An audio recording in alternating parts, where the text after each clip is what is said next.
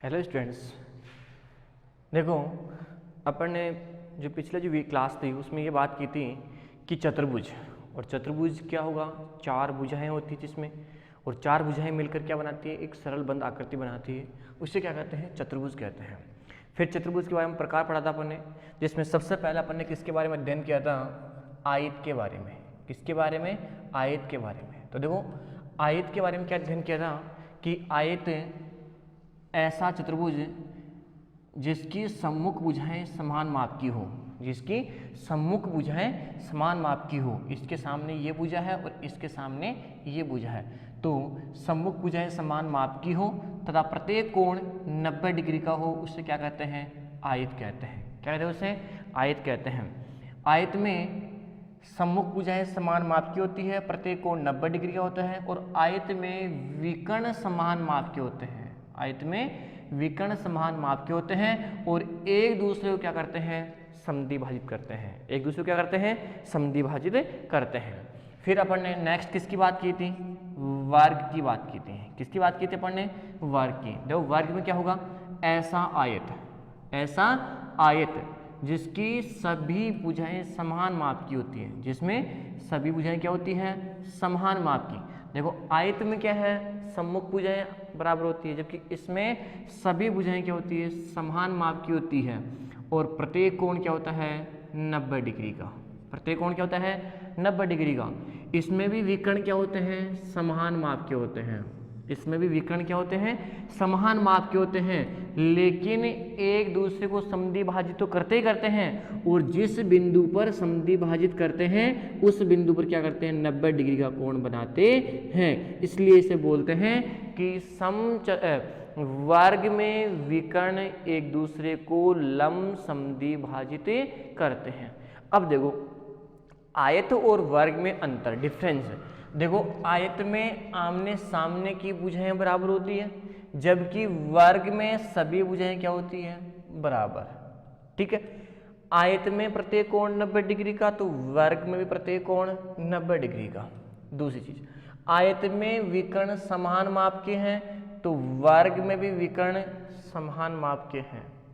अंतर यह है, आयत में विकर्ण एक दूसरे को समद्विभाजित यानी ओनली समद्विभाजित करते हैं। ठीक है, जबकि वर्ग में विकर्ण एक दूसरे को समद्विभाजित नहीं, लंब समद्विभाजित करते हैं। और इसका मतलब ये होगा कि जिस बिंदु पर समद्विभाजित कर रहे हैं उस बिंदु पर क्या कर रहे हैं, 90 डिग्री का कोण बना रहे हैं।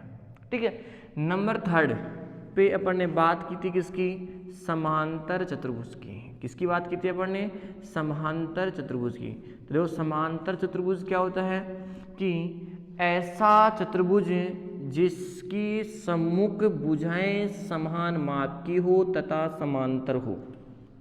जिसकी सम्मुख भुजाएं समान माप की हो तथा क्या होनी चाहिए, समांतर हो, उसे क्या कहते हैं, समांतर चतुर्भुज।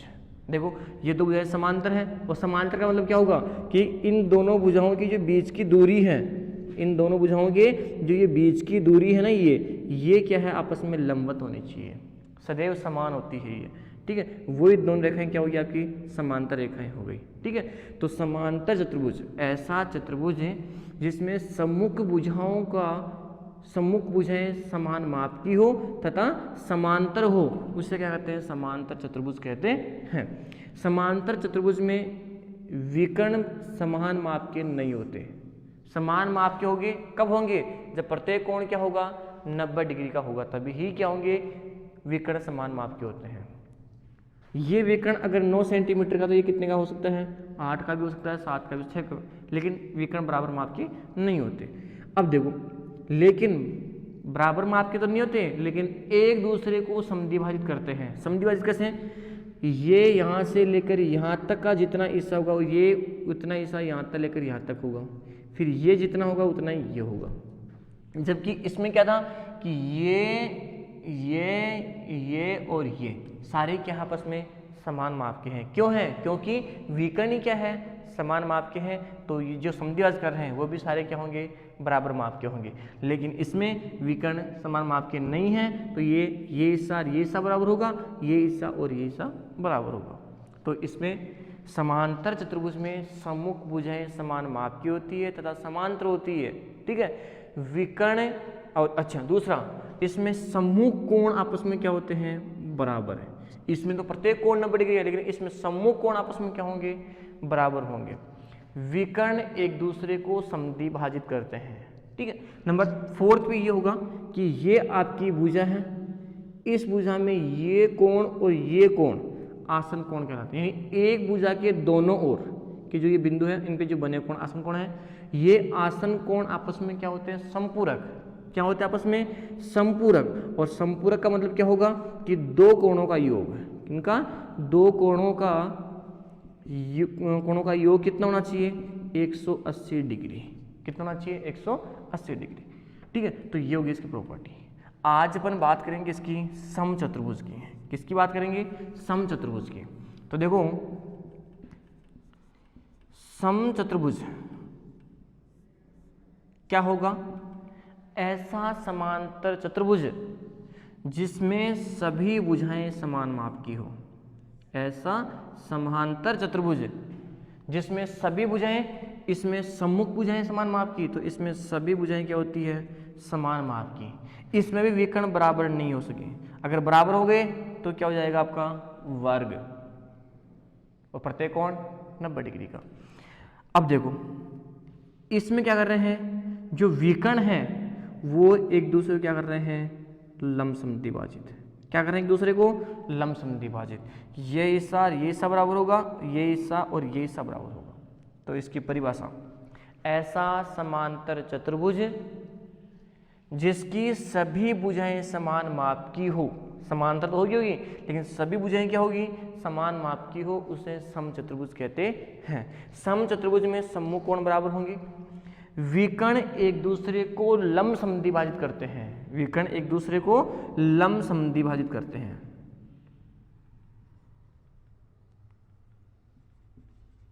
लंब समद्विभाजित, ठीक है। तो देखो दोनों में अंतर, डिफरेंस क्या होगा, इसमें सम्मुख भुजाएं समान माप की, इसमें सभी भुजाएं समान माप की, एक डिफरेंस तो ये हो गया। दूसरा ये होगा, इसमें विकर्ण एक दूसरे को समद्विभाजित करते हैं, लेकिन इसमें विकर्ण एक दूसरे को लंब समद्विभाजित करते हैं। दो अंतर हो गया ना। तो यही है इन दोनों में अंतर। आज अपन बात करेंगे किसकी, अब समलंब चतुर्भुज की। किसकी,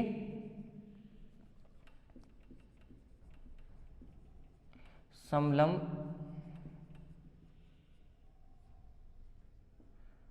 चतुर्भुज। देखो समलंब चतुर्भुज ऐसा चतुर्भुज जिसकी सम्मुख भुजाओं में से एक युग्म, सम्मुख भुजाओं में से एक युग्म समांतर होगा। और समांतर का मतलब कि उन दोनों के बीच की दूरी लंबवत में सदैव समान रहेगी। तो देखो इसके सामने ये भुजा है और इसके सामने ये भुजा है, तो ये इसको आप आगे बढ़ाओगे और इसको भी आप आगे बढ़ाओगे तो प्रतिच्छेद कर रही है। इसका मतलब ये दोनों सम्मुख भुजाएं तो है, लेकिन ये समांतर भुजाएं नहीं है। क्यों नहीं है, क्योंकि आपस में आगे बढ़ाने पर एक बिंदु पर क्या कर रही है, प्रतिच्छेद कर रही है। इसको आप आगे बढ़ाओगे, इसको भी आप आगे बढ़ाओगे, इधर बढ़ाओगे इधर बढ़ाओगे तो प्रतिच्छेद नहीं करेगी। तो ये दोनों भुजाएं आपस में क्या है, समांतर है।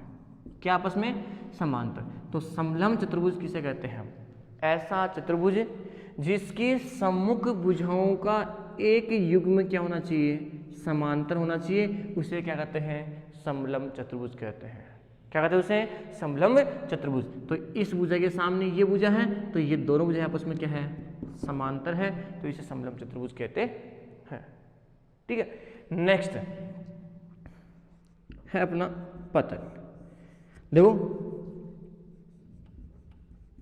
पतंग क्या होगा, इसमें जो आसन भुजाएं हैं और आसन भुजाओं के दो युग्म हैं, आसन भुजाओं के दो युग्म हैं, यानी ये बिंदु है तो ये भुजा आसन भुजा है, और अगर ये बिंदु है तो ये भुजा और ये भुजा आसन भुजा है, तो ये युग्म आपस में बराबर है और ये आसन भुजाओं का युग्म आपस में क्या होना चाहिए, बराबर। तो दोनों जो आसन भुजाओं के युग्म हैं वो आपस में क्या होने चाहिए, बराबर। इसका मतलब ये भुजा इस भुजा के बराबर होगी और ये भुजा इस भुजा के बराबर होगी। किसकी आकृति होगी, ये पतंगाकार आकृति होगी, ठीक है।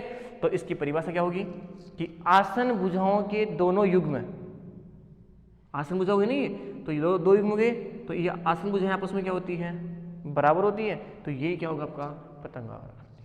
तो इस प्रकार से इनकी सबकी जो परिभाषा है और जो इनके गुणधर्म है, ठीक है, वो आपको पीडीएफ के माध्यम से भेज दूंगा, वो आप अपनी नोटबुक के अंदर। कुछ क्वेश्चन है उन जो अपने डेफिनेशन बात की, डेफिनेशन के बारे में, समान चतुर्भुज है, समलंब चतुर्भुज है, तो देखो उनके ऊपर जो आज एंगल्स है उनके ऊपर जो क्वेश्चंस है, तो देखो मैं क्वेश्चंस लेके आया हूँ। क्वेश्चन क्या है कि ये आपका एक समांतर चतुर्भुज है, यानी ABCD, ये क्या है ABCD एक समांतर चतुर्भुज है, ठीक है। तो ये अज्ञात जो कोण है, अज्ञात कोण कौन कौन से हैं, X Y Z ज्ञात कीजिए, ठीक है ना, ये क्वेश्चन अपना। तो देखो इनको ज्ञात करने के लिए सबसे पहले आपको ये देखना कि समान चतुर्भुज है, तो समांतर चतुर्भुज की प्रॉपर्टी, इसके गुणधर्म क्या है। तो देखो सबसे पहले आपको एक लाइन लिखनी होगी, कौन सी, कि ABCD एक समांतर चतुर्भुज है।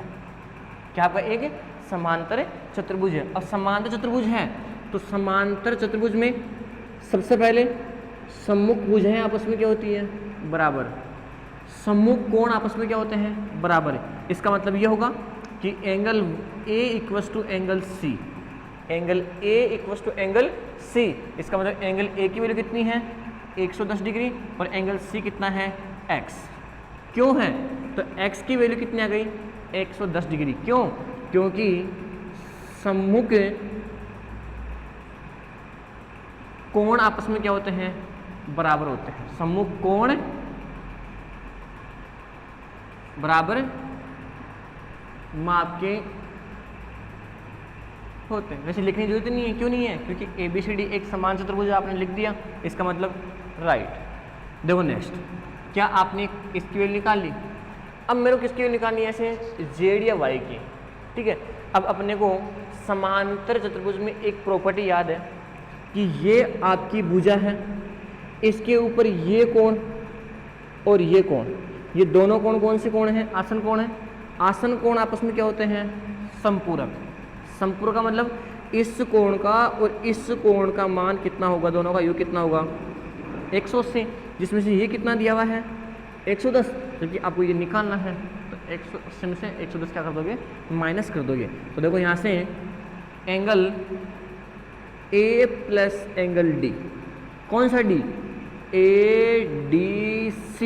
ADC अंदर वाला ही है, ठीक है, इक्वल्स टू में 180 डिग्री। और रीजन क्या आएगा इसका, आसन कोण आपस में समपूरक होते हैं। आसन कोण आपस में क्या होते हैं, समपूरक। अब कोण A की वैल्यू कितनी दी हुई है 110 डिग्री, प्लस कोण ADC बराबर में 180 डिग्री।